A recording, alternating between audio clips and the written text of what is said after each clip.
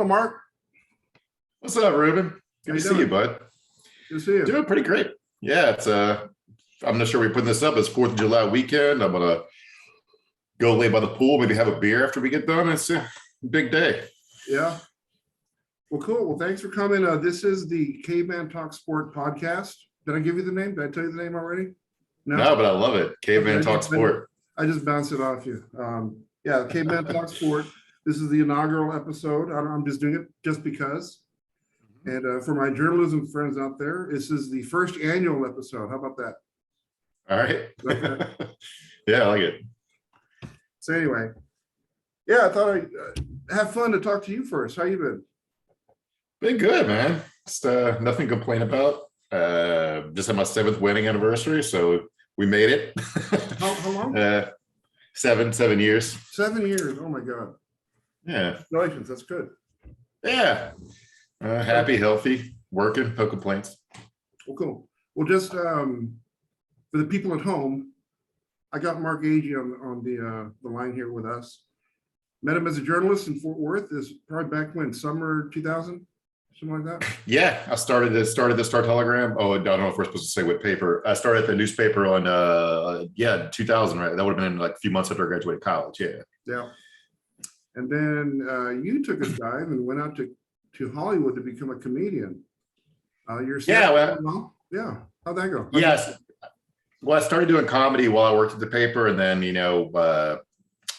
when journalism business started struggling right around the time I got in it, and so by like 2008 or 2009, when they were on the 3rd or 4th rounds of buyouts, and the writing was on the wall that I was not going to be able to retire from newspapering. I just quit and went full time into comedy, and did the road for a couple of years, and moved to LA in 2011. Nice. And then fell into TV writing, which is what I make my money now. Well, cool. Yeah, so you stand up for a little while. Now you're a writer. I know your big credits are you wrote for the Jesuit Offensive, the Patriot Act with Hassan Minhaj. How's it like working with you? Did you get to get close to Anthony Jeselnik and Hassan Minhaj? Yeah, I mean, I'd known Hassan for a long time before I wrote for this show. We're doing the same before he became famous. Yeah, we were doing the same bar shows and stuff around LA Really? before his career took off. And then Anthony and I didn't meet a work for him, but he's a really sweet dude. Both nice, smart guys. So yeah. I was wondering what Anthony Jeselnik's like. He's got a persona that you don't know how much of it is real and how much of it is an act. Is he really that cool in person? Yeah, he's a very, very sweet, kind, smart guy. And I don't know, about to get too in the weeds of comedy stuff, but like he's actually, his topics are dark, but he's not actually, he's very rarely mean. He could crush you. Yeah. Keep that in mind. Yeah. Keep going. Yeah, but it's like he chooses his targets very carefully, and it's not really most of the people he's making fun of, and the jokes are anonymous or made up. So it's not really, yeah. Okay. Before I go any further, let me I got my stein of mead here. Okay. I got a plate of loose steak. Of course, I got a bone. Okay. Hey, something confuses me. I like to have a bone to throw at it. Okay. Well, I've got raspberry lemonade, Crystal Light, so that's what I'm working with. Nice. Well, you're not a caveman. Nah, I didn't know the theme. I'll get into it though. Yeah. So, I've known you for a long time. Haven't been that close, haven't been that close together, but I've kind of seen you from afar. Yeah. When I first met you looked like a little nerd. Nothing wrong with that. I was a nerd too. Uh-huh. Nice button-down shirt, nice manners. Then your style changed over the years. I can't imagine how many times your style has changed. You went from business casual, then you went to casual at the paper. Okay. Then to comedy, you got into the ironic t-shirts and backwards caps and there you go. jeans. And then now you're all jacked like a Hemsworth. How many styles have you? Have I missed anything? I don't know, man. I don't think about it too. Mainly like, the paper, like I had to try to look professional. Remember, I was covering cops in schools and stuff. So you can't go to a school board meeting in a t-shirt that says Flake on it, you know. So now I mean, I work from home, and my professional obligation is to do a couple Zoom calls a day, so I can wear whatever I want. So it's just a t-shirt. I'm a t-shirt and ball cap kind of dude, man. In my heart, I guess. Yeah. Well, cool. Have I missed any styles? And were you like a black teen at any point, or an old Jew? Did I miss those? No? I did like, I think in college I had some wide leg jeans. That was a very specific short phase. Was never goth. I was never really a hippie. Yeah.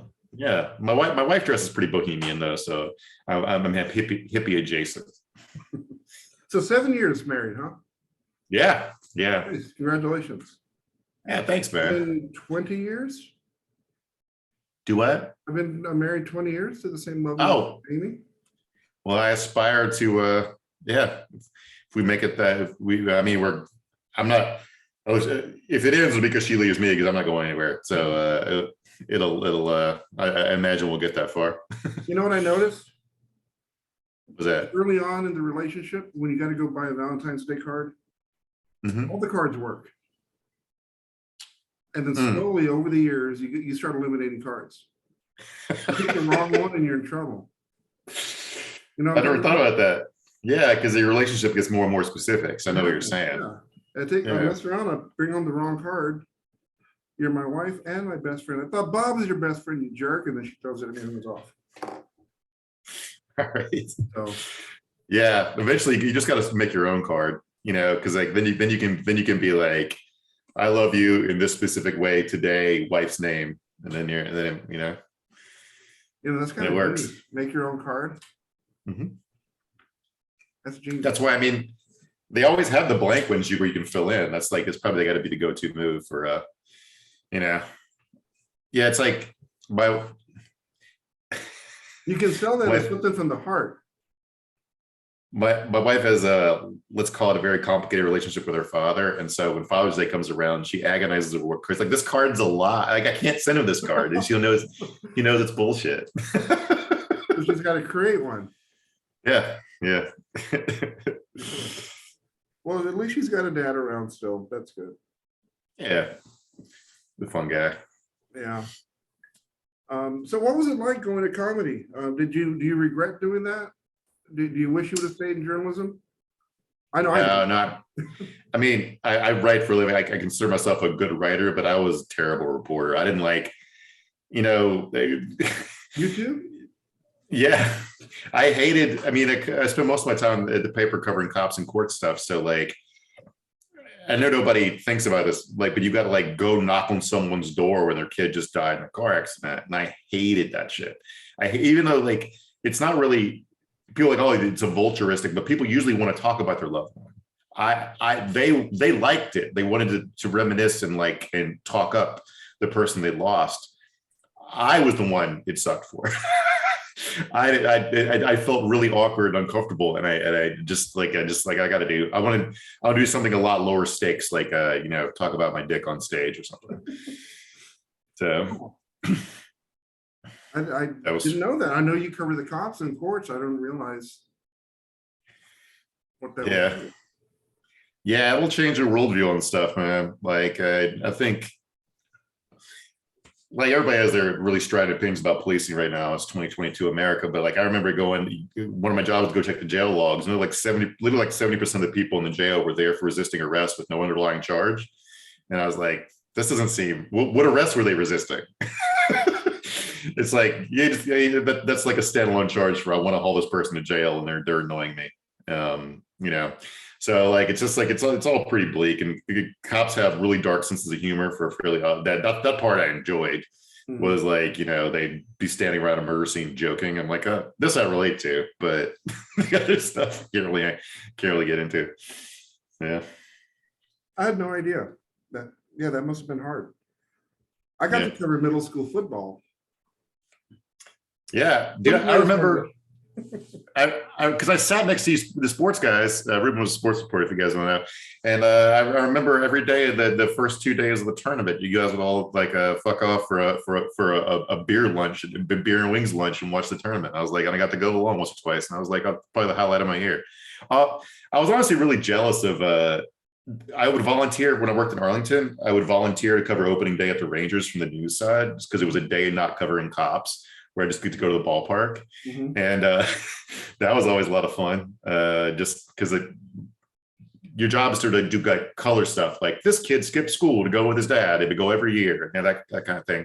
It's not really about the game, so it'd be done before first pitch, and I could just like go down and be on the field for the national anthem and watch these guys who were the size of houses playing the outfield while sports reporters are pretending to be shocked they were on steroids.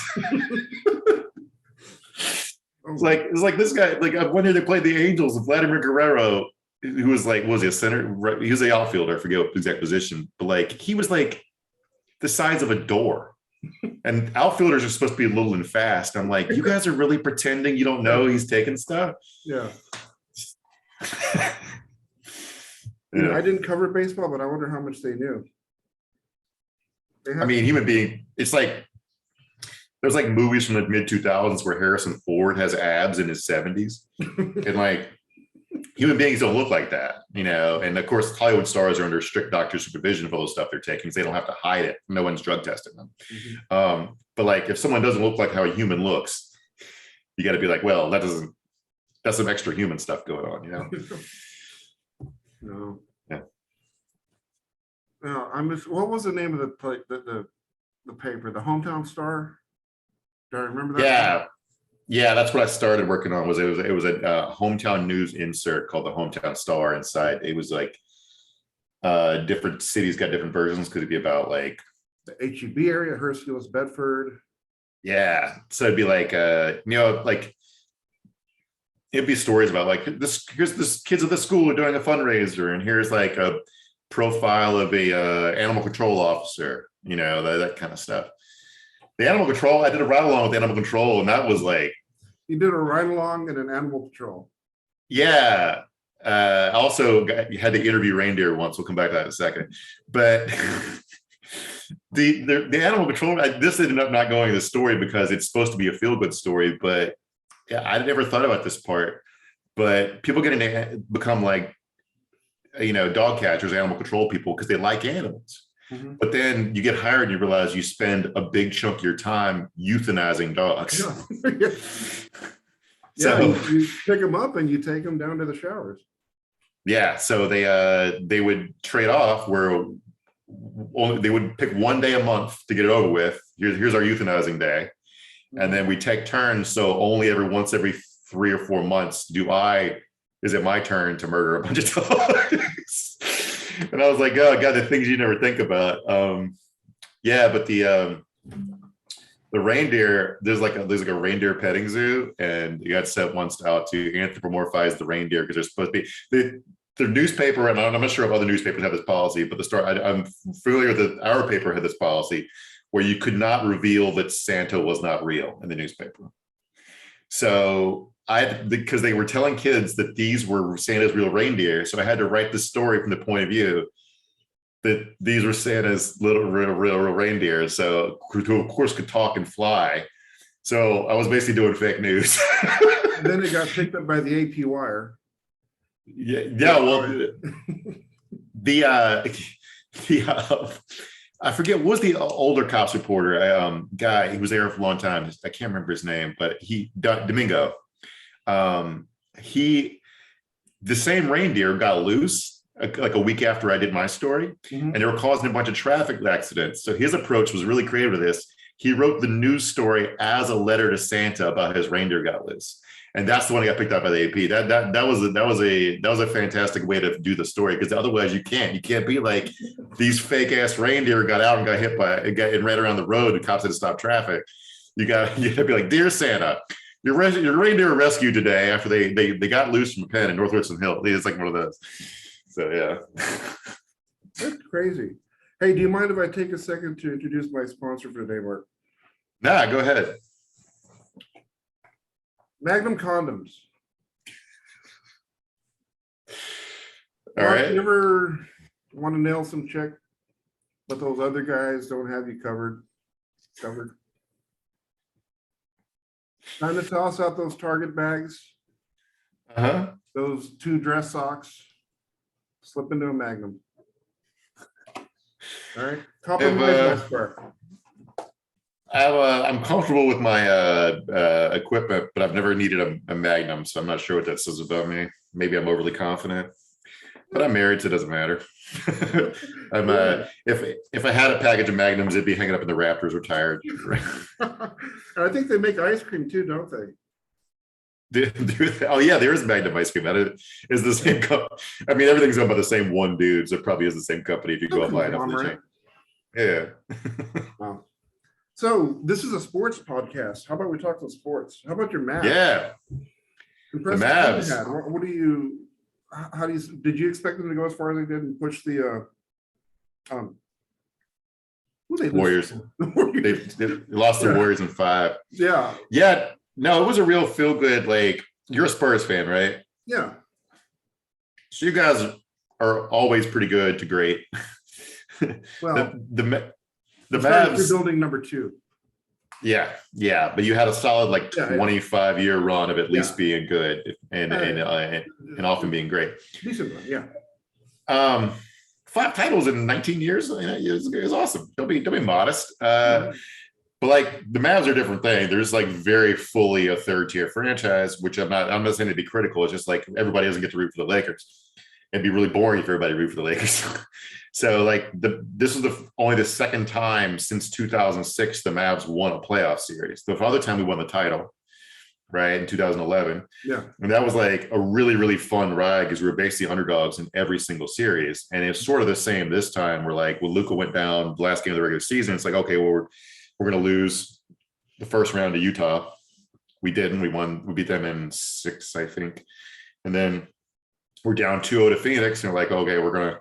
This has been fun. I hope we get a home game, so it's not so it's at least a gentleman sweep. Then we win 4 out of 5. We go to the Western Conference Finals, and then Luka was very honest. They asked him how he felt about the Warriors series before it started, and he's like, "Well, I just love basketball, and I get to play at least 4 more." And that's and it's they got to play 5 more, and I was it's just they were ahead of schedule, and they probably shouldn't have beat the Suns. I'm not sure really what was happening with the Suns. It didn't really make any sense to lose the last 2 games by 63 points total, I think. So something happened there. Yeah, that was I can't remember the last time I saw a collapse like that. What happened to them? You ever heard what happened to them? Well, they said maybe some of their guys had COVID, which they announced there was a really weird report in The Athletic that Mavs fans got mad. I'm not sure, Mavs fans are oh, they're making excuses. And I was this isn't real they're making excuses. It reads like somebody's whistleblowing because they were faking tests so their guys could play. And then Luka was sick the first couple games against Golden State. So we probably did the same thing or just didn't test or whatever. Because, it's incredibly high stakes. You don't want your best player sitting out with COVID, but I wouldn't be shocked if Chris Paul was sick or injured or something because it didn't. But one guy being a little sick or injured is not a reason to be down 27 at halftime. Something else happened. Yeah, I don't doubt that Chris Paul was sick or hurt, but something else happened. I mean, they quit. You never see a team like that, especially a team that went to the finals the year before, just quit like that. Yeah, man, I feel bad for Chris Paul because he gets shit on for a lot because he's blown a lot of 2-0 leads. But to me, it's well, he was up 2-0 a bunch of times. Yeah. And he's also the center of all the collapses, but he's the center of all the collapses because he's had the ball in his hands the whole time because he's the best guy to have the ball in his hand. It's it's one of those things in sports where when something bad happens, it's always the best player's fault. I'm that doesn't seem like it makes sense. No. It's should it be it's the guys who weren't good enough to get in the game should be the first ones to take the blame. The coach is deciding who's not playing. It's it's never made much sense to me. It didn't make much sense when Dirk was getting a bunch of heat for when the Mavs were. It's not the best player's fault we lost. Yeah. There's 6 or 7 other guys playing who did not help. So, but it's it's a weird place to be a Mavs because I don't expect the Mavs to make the Western Conference Finals again next year. You know, we lost Jalen. And that was a specific matchup thing. And then the Suns collapsing and Utah collapsing.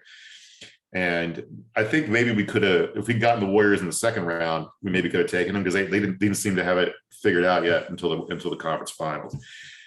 Because they literally hadn't played together all year. Even in the finals, I think Steve Kerr was rolling out lineups that had never played a single minute together in the regular season because they were all so injured and stuff. Yeah, I mean, even like the Wolves just traded for Rudy Gobert, and on paper, yeah, they'll be better next year. I don't know if they're better than the Mavs, but they're gonna do better than they were. The Clips gonna be back. Jamal Murray and Michael Porter Jr. are going to be back, and the Nuggets have added a couple of pieces, and then Portland made some. It's going to be tough. So even if the Mavs are better this year than last year, with a 4 seed this year, I would anticipate being 5, 6, 7 this year, maybe in the play-in, even if we're better, because everyone else. The Pelicans are going to be amazing if Zion plays, but. And we also don't know where Kevin Durant's going. And the West is going to be a nightmare. What they pissed me off this year, there was the East is better this year. I'm like, based on what? Like the Mavs would have been the 2 seed in the East, I think. With their if we made the finals, we would have home court against the Celtics because we won more games than it's like I never really understood the East is better talk. It's like, in what sense? So. It's never been better. Why is that? Why has it been 25? Even when the Bulls are winning titles, like one of the things everyone forgets is they had a much easier path to the finals than all the Western Conference teams because they weren't playing anybody, and nobody would push them past 5 or 6 games ever. Yeah. So, yeah. Well, I think free agency is just beginning, so I don't know what's going to happen with the Mavs, but I wouldn't count. Well, and you're not counting them out, but. No, I mean, all we have left to spend is like, minimums. So there's always gonna be like guys laying around who people forgot to sign, who probably were hoping to get $5, $6, $7 million deals, and still, okay, I'll take a 1 year, $2 million deal because that's all anyone can pay me. But so maybe those guys will be out there. But we have 14 players under contract, and that's before adding any summer league guys. So I think maybe they signed Dragic. Yeah, because he's boys with Luka from Slovenia. And we could use another guard, but after losing Jalen, but yeah, I don't know. Well, Cuban's not afraid to make some changes, make some trades. But Mark Cuban, I think, is the best owner in basketball. What do you think? I don't want to say, I don't want to be all negative on him, but I would definitely put the Warriors ownership first, considering that they will spend unlimited amounts of money. I think their payroll with tax payments is going to be close to $500 million this year. They're going to have 2 super max guys and 3 other max guys. And Cuban just doesn't, for better or worse, like we just walked through it with Jalen Brunson leaving. There's confusing reporting about whether or not he would even accept an offer from them, no matter the amount of money. But like I think the Knicks went 4 years, 110. And so the Mavs could offer the 5th year, so they could have went 5, 130 or something. And I don't know if they would have offered it. No one's saying, but like I doubt Mark would have. But the thing is, without that you're already over the tax, you can't re-sign other people. Without that contract to trade, like it's just like it's like, oh, I can't break a $20 bill, so I just throw the $20 bill away. And you have less now to trade for stuff, so it's like it doesn't. Yeah, I don't know. I think he doesn't spend the way people think he spends. And also, he had an interview from January of this year about how 80% of his net worth is tied up in crypto investments. Oh no. Yeah. He's gonna be so gold, isn't he? Yeah, he might not have it. 80% of his money is tied up in crypto. Yeah, 80% of his investments. I'm not sure what is if he's counting. I don't know how liquid he is, but yeah, he said that he was like talking about like this was January before the crypto market crashed. He was like bragging about it. It's like, okay. Oh no. Well, I hope he's all right. Yeah, here's the thing: NBA owners don't do anything. The city builds the stadium. Gives it to them for free. Yeah. The players create the product. What the owner is responsible for is hiring marketing staff and a training staff and a coaching staff. And that's about it. and that runs itself, and you just sit at home and collect checks. If you're not going to spend money, then you're not, the only added value you bring is spending. If you're not going to do that, then you should sell the team to someone who will spend, because NBA teams are very, very profitable. And the reason you know that is no one ever sells them. If you're losing money on something, you try to get off it, right? Yeah. So, yeah. Or you get it taken away like Don Sterling did. Yeah, that took like 30 years of awful behavior and being a bad business partner by not even trying to compete and just collecting luxury tax revenue and not doing anything. So, is that going to catch you? Who's the owner of the Suns? Robert Sarver. He's going to get caught. He's going to get caught up in that too, isn't he? He's starting. Yeah, I mean, it's coming about how bad of a person he is. Yeah, I mean, he's got a track record of saying and doing disgusting stuff as longer than Sterling's did. But Sterling said his it was recorded. You know, he was recorded not just saying racist stuff, but racist stuff about Magic Johnson. So, yeah, with Sarver is a long list of stuff showing people naked pictures of his wife, employees. Apparently he says a bunch of racist stuff, including coming in the locker room and doing the old white guy thing, using the N-word by saying, how come Draymond Green can say it, but I can't say it? It's like, just shut up, bro. You want to ask. Yeah. So, yeah, I don't know. I have a couple buddies who are Suns fans, and they're both rooting for the NBA to take the Suns away from Sarver because he's extremely cheap owner too. Like, he people forget, but like he in the middle of that 7 seconds or less era, he refused to pay Joe Johnson. They had the 7th or 8th draft pick one year, and it could have been 2 guys picked after that were Andre Iguodala and Luol Deng, and he sold the draft pick for like. He traded to the Blazers, I think, and he paid them another good player to take the draft pick in exchange for some cash. So he got off paying a good player and a good draft pick for some walking around money, and the Suns never won a title. So they could have added Luol Deng or Andre Iguodala to Nash, Joe Johnson, Amari Stoudemire, and Sean Marion, and that group. But instead, he's like, nah, I don't want to. I gotta buy a boat. How's Andre Iguodala still playing? Is he still playing? He was on this Warriors title team. I'm not sure if he comes back and because he didn't play a lot of minutes, especially in the finals, because he's almost my age. I know. I didn't realize that. I thought he retired like 10 years ago. No, he's been bounced around. He was with the Heat last year, I think. Before that, he got traded. He was on the Warriors team that lost to the Raptors in the finals. And then when KD got traded to Brooklyn and D'Lo went back, they shipped Andre Iguodala to the Grizzlies to make salary cap room to facilitate all that or whatever. So, yeah. Then he bounced around the league for a little bit. I think the Heat, and then back to the Warriors. Yeah. How'd you resist the temptation of becoming a Lakers bandwagoner?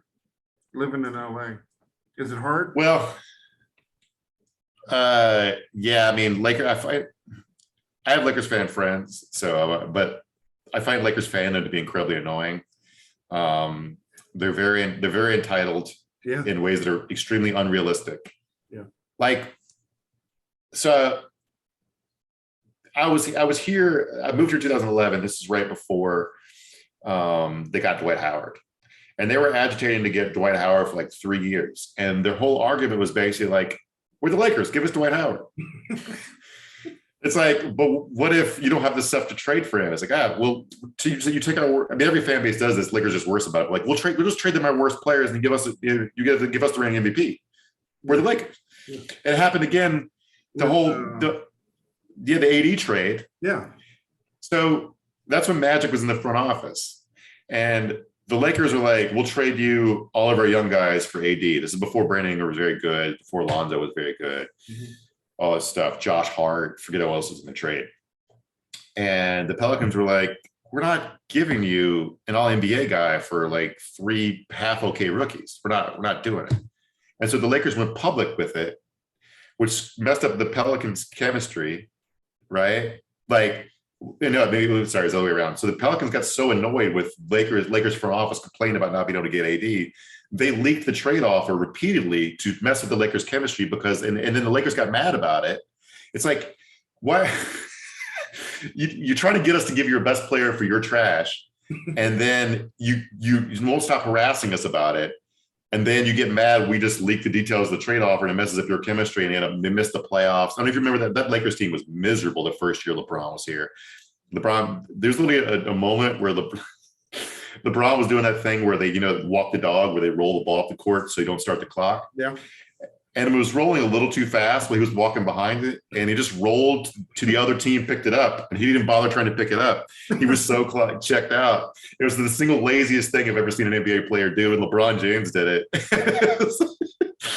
He just watched the ball roll into a turnover before the shot clock started. Like, I don't care. It's like, then they traded for AD the next summer and won a title immediately. Did you see Russell Westbrook this year pick up the ball, cradle it, and just walk up the court and get called for traveling? Yeah, I love when that happens because they do that in pickup games. Nobody calls it, right? So you just have a brain fart. Forget you're in an actual NBA game because the officials let so much stuff go. But like, if you're the one guy bringing the ball up the court, everyone's looking at you, and the ref's like, "I have to call this. Like, this is humiliating if I don't call it." See, one ref turned to the other. Is he messing with us? Is he testing us? Dude, we played Little League. My friend Chris. There's only one ref, right, in the league game. Uh-huh. So he played point guard. He's a little guy. When he bring the ball up, if the ref was turned around, he would just straight up double dribble while he stared at the other team with both hands. And then he's like, the ref turned around. He's like, just go back to the. It's like, it was just the funniest troll move. It just it didn't make any difference. Like think about playing pickup basketball or just basketball in general. And the thing I hate about all sports cultures, everyone turns into a cop or a snitch, right? Like.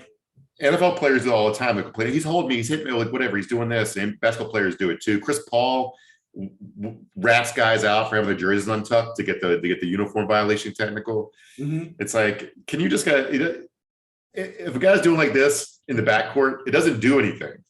Just stop complaining, stop whining. Yeah. Well, cool. Yeah. Hey, you do a podcast with Trey Crowder. How did that start? Did you how'd you meet Trey Crowder? So, do you guys know who Trey is? Trey, you might know him from his internet persona, the liberal redneck. He went viral in 2015. I think it was 2015, ranting about the trans bathroom bullshit law in North Carolina. That was the first one, I think, that made it big. And he ended up getting a book deal and moving out to LA and selling TV shows and stuff like that. But it still like cares about politics. So we met. We had the same representation at that point, or my manager at the time. They were doing shit. Nah, no, you would definitely not David Falk. I wish he was my agent. I'd be playing third baseman for the Yankees, making $700 million. So they would do when they did shows in LA, it'd be at this theater called Largo. It's pretty famous, and she would just be like, "Hey, come on, hang out with the guys and meet them." And then me and Trey and the two guys that opened for him, Corey and Drew, hit it off. And so, and the pandemic started. My job got shut down. Trey couldn't tour, and he was like, "Do you want to start doing like a streaming show?" And I was like, we're killing time in 2020 and then in the pandemic where like I know where everybody lives is different, but like a ton of stuff was closed in LA. Gyms are closed, bars and restaurants were closed, and nobody was going. Very few people were going to offices to work. People were still going to physically work, where like people worked in grocery stores and factories and construction and stuff, which is not me. I have very dainty hands. So we started doing it, and it's basically just a vehicle for us to vent our frustrations with politics for an hour every week. It's not for everybody, but if you're also frustrated from a left-wing perspective. Yeah. And we're basically mostly because we're in comedy, most of what we do is make fun of people, which is always fun. So it's called Weekly Skews, right? Yeah, Weekly Skews. I think I told you this before we started recording, but I started listening to it, not realizing there was video. Feel kind of Yeah. bad. But you were, in fact, I was listening to the episode yesterday where you were describing the Rudy Giuliani, the vicious attack that he endured, barely survived. Yeah. And y'all were talking about, oh, let's watch it. I'm like, they're watching it. So I told you guys into YouTube and found it. So I feel kind of man. I've listened to most of the shows. I wish I would have seen most of the shows. Yeah, I mean, if I was consuming it, I would probably consume it via podcast too, because that's why I listen to a ton of podcasts, whether it's at the gym, walking my dog, driving, or just also by work. The ball, Do I? dribbling up the ball with the court. Yeah. That's I listen to. I get too much stuff in my ears all the time. I don't like to be alone with my thoughts, Ruben. It's really what it is. It's pretty bleak in there. That's a horrible place to be, isn't it? Mm-hmm. Yeah. Much rather listen to. I listen to the podcast, and you're very well caught up on things. How much time do you spend researching, or are you just like me and waking up at 3 or 4 in the morning and scrolling through Yahoo?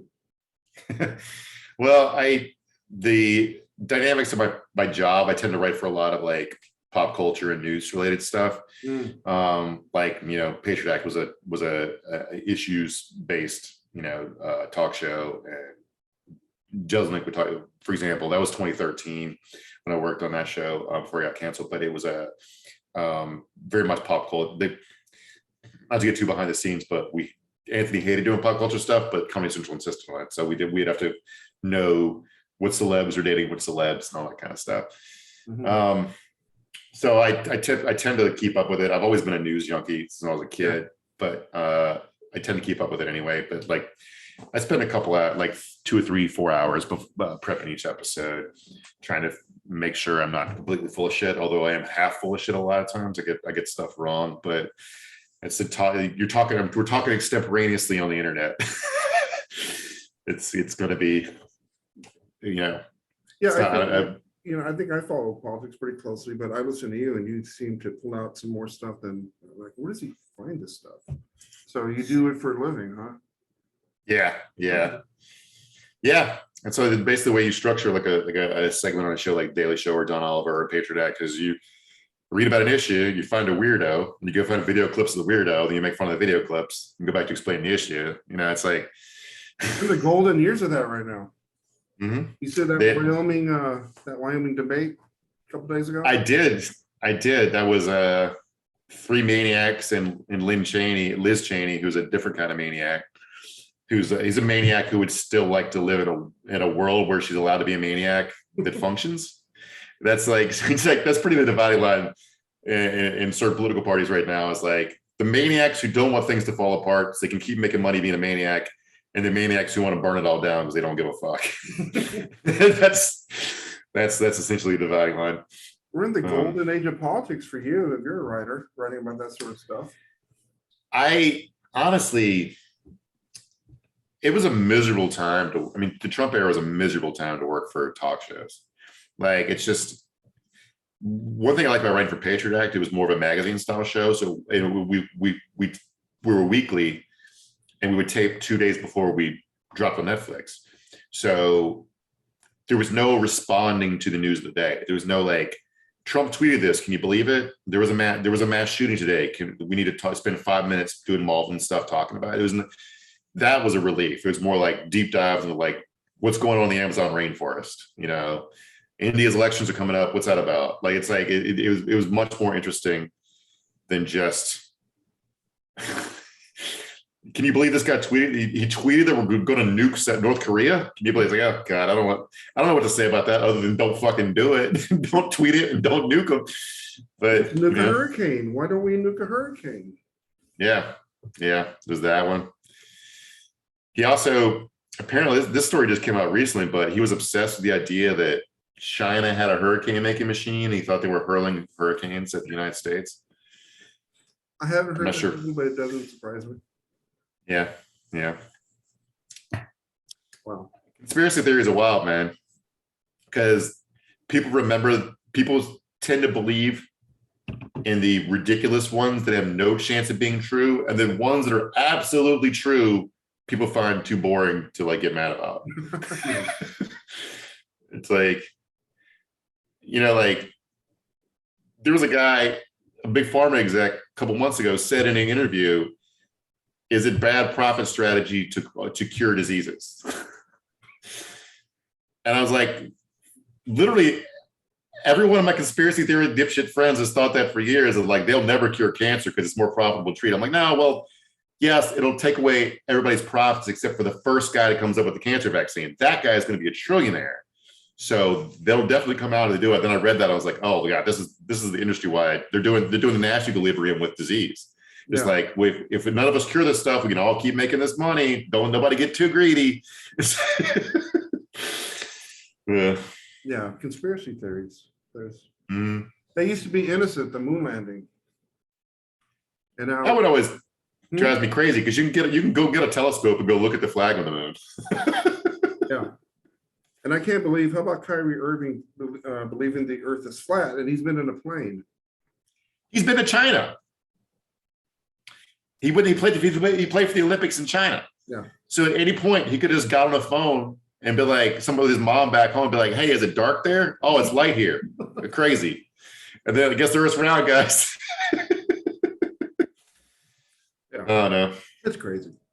Hey, how about a little trivia? Okay. United States has land further south than the most northern part of New Mexico. Okay, let me rephrase that. This number of United States has land that's further south than the northest part of Mexico. Mexico. Yeah. So these states in the United States are lower than the northest point in Mexico. How many states do you think there are? 1, 3, 4, or 11? I'm gonna go 11. There, you're right. Yeah, because like the Baja part goes all the way up to quarter California. So you got like Texas, Florida, and then a lot of the southern states. So yeah. Yes, sir. Jesus Christ was born in which country? United States. United States of America. America or Judea? Judea. America. Big news. Yeah.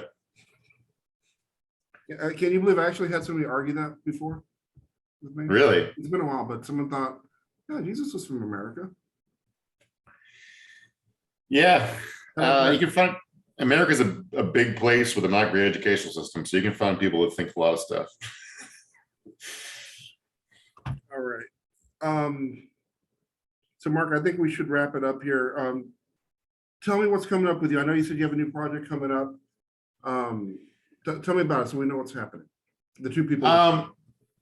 Well, this won't potentially come out for a while. I'm taking a pilot for Viceland next week. Hopefully next month. Hopefully it goes to series. It's a show idea I've been doing with my buddies for like 7-8 years. We haven't done it since the pandemic started, but it was a live hip hop talk show. We just talk about old hip hop videos, and that's a lot of fun. And it's been a passion project of ours. So you can't do anything at this point other than maybe look out for it next year at some point. But pray for me if you do that. And my day job. And we don't know what the title will be in series. Our live show is called "Can I Kick It?" But you can't copyright a title, but sometimes people don't want to use the same thing. There's a very famous Tribe Called Quest song called "Can I Kick It?" So I'm not sure if the network or lawyers will let us do it. But my day job right now is I write for a show called Roku Recommends. It's sort of a showbiz chat show on the Roku channel, hosted by Maria Menounos and Andrew Hawkins, formerly of the NFL. He's a really fun guy to talk football with. Roku Recommends. It's a fun job. It's easy, and Maria and Andrew are awesome. Maria and Hawk, he likes to talk about Hawk, I should say. And so it's like an entertainment tonight sort of thing. It's like here's the top 5 things you can stream this week on your Roku. So it's just one of those things. Do what? On the Roku channel. Yeah, if you have a Roku, you can just search for it. But it's infotainment, so it's not. We won't be going to the Emmys. but it pays the bills and it's a fun job. And I like, I'm one of the few people who works in TV who likes television. So I watch a lot of it. And so it's like cool to get behind the scenes info about all the cool new shows coming out. So that's cool. Well, Mark, if you had told me 20 years ago when we were working together that I have a podcast, you'd be my first guest, I would have been confused.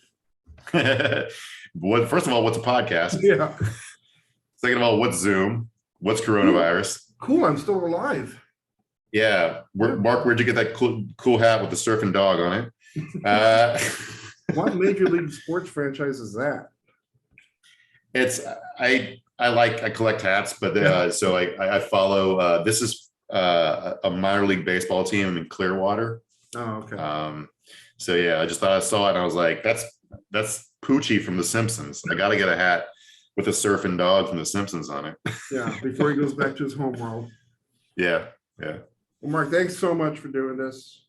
Thank you, bud. It's fun. It's good to see you. Yeah, good to see you. Maybe we'll do it again. I'll see how Yeah. it goes. But Yeah. again, this was cool. I knew you'd be a good first guest. Well, hopefully I lived up to your expectations, or at least I didn't flop. Hopefully, no. And, we'll see how this goes. Maybe I'll do a few more. I know I've got a couple of guests lined up. Some of the people you may know. Yeah. I'll let you know when it drops. Awesome. Thanks so much for coming by again. I really appreciate it, Mark. Good luck. Thanks, Rick. And Appreciate it. let me say goodbye, but I will be in touch with you, okay? All right. Thanks, bud. All right, See take you care. later.